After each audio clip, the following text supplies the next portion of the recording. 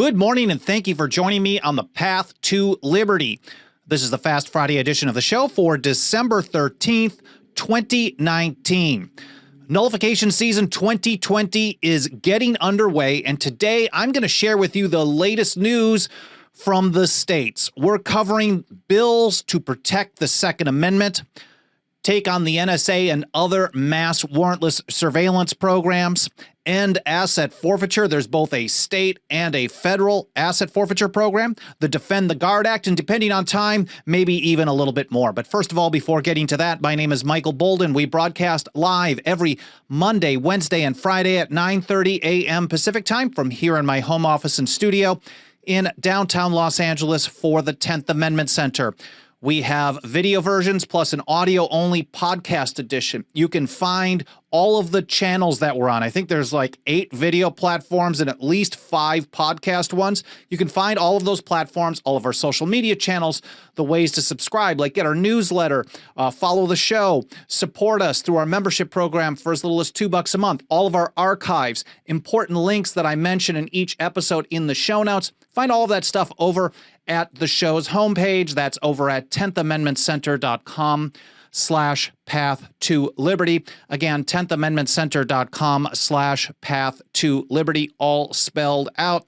I hope you've had an awesome week so far. I'm really grateful for you spending a little of your Friday or whenever you happen to be listening or watching the show with me today, but I promise not to take up too much of your time because it's the Fast Friday edition. Let's see if I can get this done in about 10 to 15 minutes. I'm just going to go through all of the legislation. First of all, we're going to talk about the right to keep and bear arms and protecting the Second Amendment from federal abuse, which there is quite a bit on the state level. First of all, a bill report from Mike Meharry that we published just a few days ago on the 10th. Missouri bills take on federal gun control, past, present, future. This is Senate Bill 588 from Senator Eric Burleson and House Bill 1637 from Representative Jared Taylor. In Mike's report, it's titled the Second Amendment Preservation Act. The legislation would ban any person, including any public officer or employee of the state and its political subdivisions. Political subdivisions are local governments within a state and other entities that are created by the state from enforcing any past, present, or future federal acts, laws, executive orders, administrative orders, court orders, rules, or regulations that infringe on the right to keep and bear arms. And our good friend Ron Calzone over at Missouri First, I know that he's going to be pushing hard to get this legislation passed this year. We've been working on it for a number of years, and I think there's enough momentum to get it over the top this year. Now, what I like about the legislation is that they give a number of examples in the specific bill of what qualifies as an infringement, but it says specifically including but not limited to. For example, taxes and fees on firearms, accessories, or ammunition, registration and tracking schemes, any act forbidding possession, ownership, use, or transfer of a firearm, firearm accessory, or ammunition, any act ordering the confiscation of firearms, accessories, and ammunition. So they list a number of examples. Those are some primary ones, 4 primary ones that we've included from the legislation in this report. And Mike points out that under this proposed law, and that's Mike Meharry, infringement on the right to keep and bear arms would include things like the National Firearms Act of 1934, the Gun Control Act of 1968, President Trump's bump stock ban, proposed federal red flag laws, and any future federal gun control schemes implemented in Washington, D.C. This is a very important bill. If you support it, if you live in Missouri, you definitely want to call your state senator and your state representative and tell them that you support and want to see them co-sponsor at this point Senate Bill 588 and House Bill 1637. Now, there's a similar bill in Oklahoma. I've only had a chance to skim it. Hopefully, we'll be able to get it published pretty soon. A full report and analysis from Representative David Hardin. This is House Bill 2781, the Oklahoma Second Amendment Preservation Act. Their pre-filing time comes pretty early. The legislative session doesn't start until February 3rd, so we're going to have a little bit of time. We'll probably get this published sometime today or maybe early next week. But if you're in Oklahoma, everything that I've seen in this bill so far has been very good. But I think Meharry is going to give it a closer look as well before we run the article. So for now, House Bill 2781 call your state representative, ask them to co-sponsor and support that bill in Oklahoma. Next up, we're talking about asset forfeiture. First of all, in New Hampshire, House Bill 1192 from 3 Republican state representatives would, quote, prohibit any state, county, or municipal law enforcement agency or prosecuting authority from entering into an agreement to transfer seized property to a federal agency, directly or indirectly by adoption. Basically, they're opting out of the federal equitable sharing program for all asset forfeiture proceedings of $100,000 or less. Now, I would like to see it for every amount, but we know from research in some other areas, most prominently in Colorado, that over 85% of all forfeiture proceedings come from the amount of $50,000 or less. So this would be a huge step forward dealing with the federal equitable sharing program. New Hampshire would opt out of a vast majority of it if it passed House Bill 1192. And here from the Institute for Justice, we see that New Hampshire currently ranks 16th in federal forfeiture, where they've pulled in about $15 million. Now, if we could cut back 50% of that, that would be a very positive step forward for New Hampshire. But if this bill were to pass, I'm thinking it's somewhere between 80 and 90% opting out of that unconstitutional federal program. Again, that's House Bill 1192. Now, in Arizona, they've already taken that step in previous years where they've withdrawn, they've passed a piece of legislation to withdraw from a vast majority of the federal equitable sharing program. And the logical next follow-up is to shut down the state civil asset forfeiture program and require criminal convictions before anything can be confiscated or kept. And Representative John Fillmore filed House Bill 2032 last month.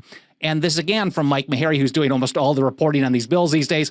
Under the proposed law, Arizona prosecutors would not be able to proceed with the asset forfeiture process without a criminal conviction. And that is a huge step forward should it pass in Arizona. Next up, we're talking about mass warrantless surveillance. And just last week, the Michigan Senate, they're in a full 2-year session, so they're around the clock. They're around the calendar in Michigan. Senate Bill 341 was filed earlier this year by Senator Peter Lucido. It's called the Electronic Information and Data Privacy Act. It would help block the use of cell site simulators. You've heard me talk about these things called Stingray devices. That's a brand name from the Harris Corporation of a cell site simulator. Basically, what it does is it spoofs a cell phone tower, and it tricks every cell phone within a given area into first connecting to the Stingray device, and then it seamlessly patches it through to the cell tower. So that allows the law enforcement or the government agent to collect location and data information on every cell phone within a particular range. It's very granular, very detailed, very specific, and it's very good at getting this kind of information, location and the like.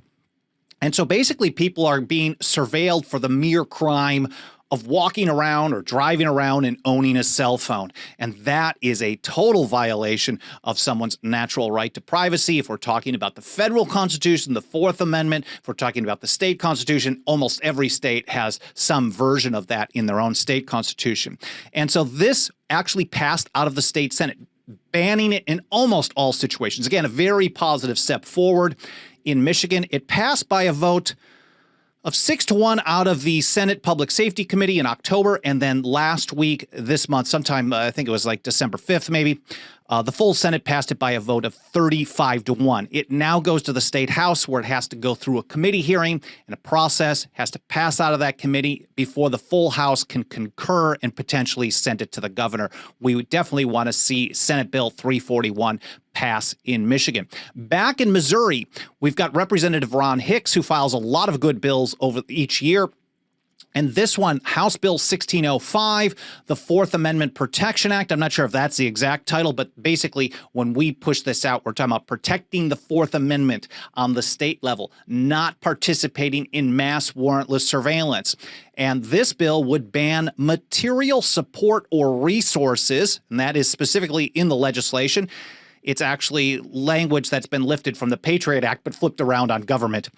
And it would ban the use of any type of material support or resources for warrantless federal surveillance programs. And in this report from Meharry, he says this is an essential step every state needs to take at a time when the federal government seems unlikely to ever end unconstitutional spying on its own. For those of you who've watched episodes recently, I've covered the Patriot Act, its follow-up, the fact that it doesn't matter who's in charge or which political party is running things in Washington, D.C., they continue to extend and expand and renew these unconstitutional surveillance authorities, and the courts are not good on it either. So very positive. A similar law was passed and is in effect in Michigan. We have a first step towards this in effect here in California. So Missouri could be the second and a half state to have actually taken this step, and we'd like to see many, many others. And then also on surveillance, back to New Hampshire, there's a bill, House Bill 1580, which would severely restrict warrantless surveillance through drones. And that, I think, is a positive step forward as well. And then finally, I want to talk about the Defend the Guard Act. I've done an entire episode on this recently, so I won't get into too many details. I'll include the link to that episode in the show notes over at 10thamendmentcenter.com/path-to-liberty so you can get all the details. Basically, it would require, if it's passed, it would require the state to withhold, to reject and block deployments of state-level National Guard troops to foreign theaters of war without a declaration of war from Congress as required by the Constitution. This is very straightforward stuff that the founder said had to be done. And we mentioned, or I covered in that episode, that at least 20 states are expected to file the legislation this year. We now have the first two. First of all, in South Carolina, Representative Stuart Jones last month filed the South Carolina Defend the Guard Act, House Bill 4728. And then just a couple of days ago, we see that Senator Nathan Dahm filed Senate Bill 1101 in Oklahoma, the Oklahoma Defend the Guard Act as well. So you definitely want to follow up on that. Check out that entire episode to see what you can do to support this effort in your own state. In general, anytime you see a piece of legislation that you think is good, just go get the link to it from our website. You'll find all of these in the show notes at 10thamendmentcenter.com/path-to-liberty. And all of these reports, like here, if you're watching on video, I say the report says Senator Nathan Dahm pre-filed Senate Bill 1101, and then it says SB 1101. That's clickable. It'll take you right to the legislation, and you can grab a link to that and send it to your own state representative and state senator and say, hey, I'd like you to file a bill like this. Take a look at it. Let me know what you're thinking. So on all these pieces of legislation, even if you're not in the particular state that I'm talking about, they're great examples of things that you can support in your own area. Well, I hope you guys found this informational. I hope you learned something. More importantly than even learning something on this episode, I hope you find the tools to take action to support the Constitution and liberty in your own state. We're going to be doing a lot of reports like this in the next few months as the legislative sessions in the states really ramp up between January and about April. So as we have news, bills filed, bills moving forward, action alerts, I will definitely do more and more episodes like this. And I may do some spontaneous live streams on important issues as they come up as well. Again, thank you for spending some time with me. If you like this show, you like this episode, you like what we're doing, make sure to smash that like button, subscribe on places like YouTube, reviews on the podcast edition, iTunes, and elsewhere. All that stuff really helps us out because it tells the algorithm of the platform that you're on to show the program to more people. And if you really love what we're doing, you're welcome to join our membership program. We really appreciate it. We make a few bucks go a long, long way, and our memberships start as little as $2 a month. Again, thank you for watching. Thank you for spending some time with me today. I hope you have a great weekend, and I'll see you next week here on the Path to Liberty.